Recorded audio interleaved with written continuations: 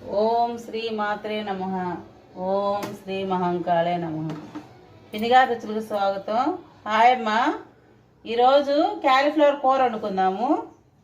దానికి కావాల్సిన పదార్థాలు: క్యాలీఫ్లవర్ ఉప్పు పసుపు వేసి ఉడికించి ఉంచాను ఒక 5 నిమిషాలు, మునగాకు, ఉల్లిపాయలు, టమాటాలు, కొత్తిమీర, కరివేపాకు, పచ్చిమిర్చి, అల్లం వెల్లుల్లిపాయ పేస్టు, ఈ కొబ్బరి, గసగసాలు, నువ్వులు, 4 జీడిపప్పులు వేసి నానబెట్టి పెట్టాను అనమాట. ఇది మిక్సీ వేసుకుందాము.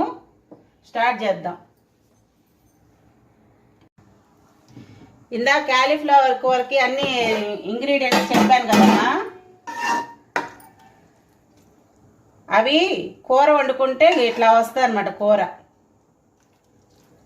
చాలా బాగుంటుంది, చేసుకోండి.